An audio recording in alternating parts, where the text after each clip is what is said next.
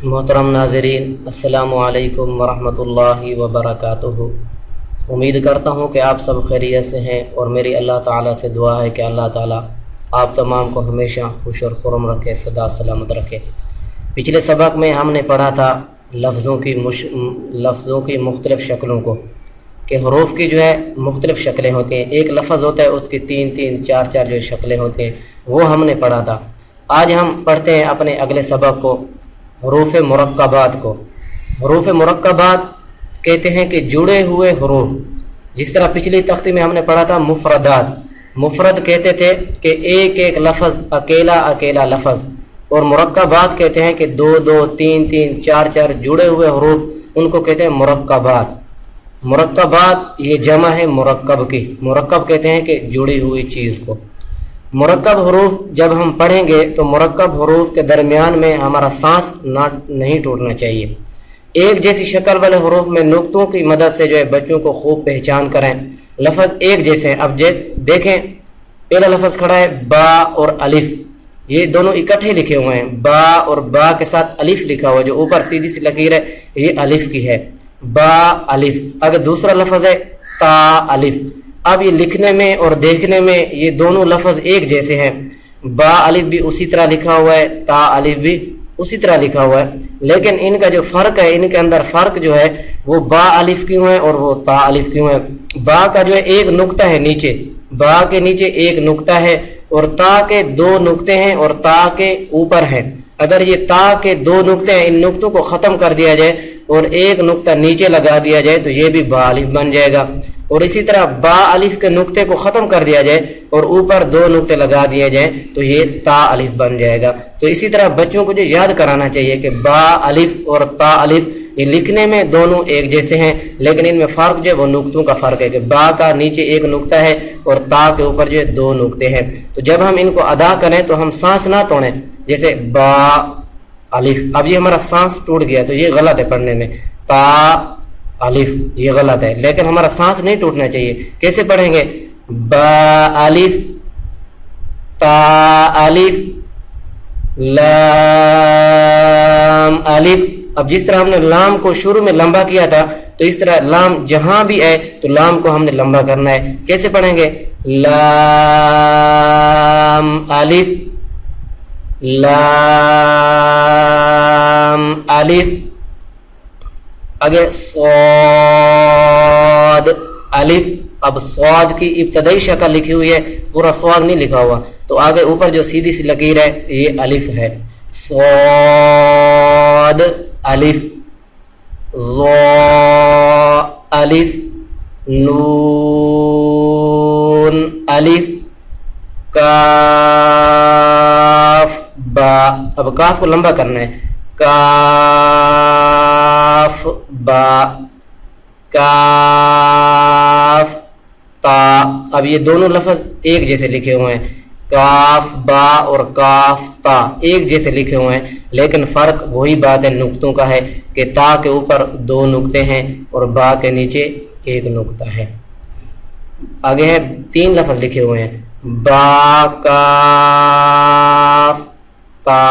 अब काफ को लंबा करना है, बा काफ ता, बा लाम बा, ता काफ सा, बासीन,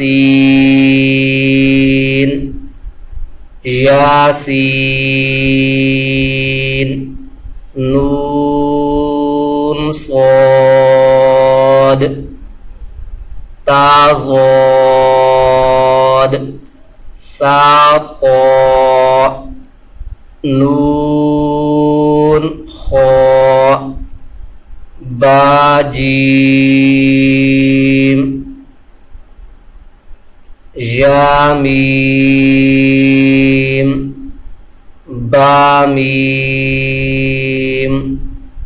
तामीम। अब ये तीन लफ्ज़ एक जैसे लिखे हुए हैं, यामीम, बामीम, तामीम, लेकिन फ़र्क नुक्तों का है। या के नीचे दो नुक्ते हैं और ता के ऊपर दो नुक्ते हैं और बा के नीचे एक नुक्ता है। اگر اس کے ساتھ ایک نقطہ اور ملا دیا جائے تو یہ بھی یا میم بن جائے گا، اور تا کے ایک نقطے کو ختم کر دیا جائے اور ایک نقطے کو رہنا دیا جائے تو پھر یہ نون میم بن جائے گا، یہ نون میم بن جائے گا۔ آگے 3 لفظ کھڑے ہیں، با یا، تا یا، نون یا۔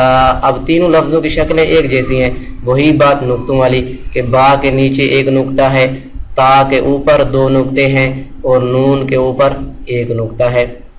آگے ہے نون با لام، با نون لام، تا نون لام۔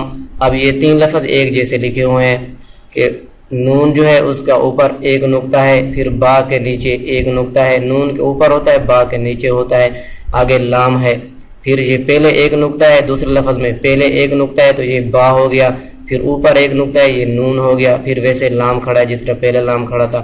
آگے تا کے اوپر تا کے 2 نقطے ہوتے ہیں، اب یہ تا ہے، آگے پھر 1 نقطہ اوپر نون کا ہوتا ہے، تا اور نون، پھر آگے لام ہے، تو کیسے پڑھیں گے؟ تا نون لام، آگے نون با نون، تا یا نون، یا سا نون، جیم دال، خا زال، با تا، یا تا، تا تا، نون ہا، یا ہا با، با ہا الف، با ہا میم، جیم را، خا زا، یا را، تا زا، شین لام، سین با لام، عین جیم، با عین، یا غین، با عین دال، تا غین زال، یا سین قاف، فا قاف لام، قاف واو، فا واو، سین حمزہ لام،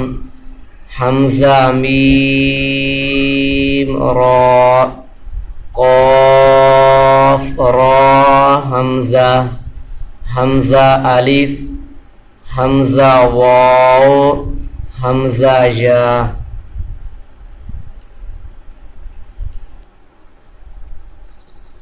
معزز ناظرین، آج ہم نے اپنا دوسرا سبق پڑھا ہے حروف مرکبات، یعنی کہ جڑے ہوئے حروف۔ آپ اپنے گھروں میں سنتے ہوں گے، موبائل پہ یا کسی اور چیز پہ سنتے ہوں گے، تو آپ جب ترتیب کے ساتھ سنیں گے، یہ نہ ہو کہ ہمارا دوسرا سبق ہو، آپ ہمارا پہلا سبق نہ سنیں اور دوسرے سبق کو سن لیں، یا دوسرے سبق کو چھوڑ دیں تیسرے کو سن لیں، تو پھر آپ کو سمجھ نہیں آئے گی۔ تو آپ جو ہے مہربانی کیا کریں، ترتیب کے ساتھ سنا کریں، جو ہمارا پہلے سبق ہے پہلے اس کو سنا کریں، اس کے بعد پھر اگلے سبق کو، اس کے بعد پھر اگلے کو۔ جب ترتیب کے ساتھ سنیں گے تو مجھے امید ہے کہ انشاءاللہ اللہ پاک آپ کے ذہنوں کو کھولیں گے اور آپ قرآن مجید کو صحیح طرح جو ہے سمجھ کر پڑھ سکیں گے۔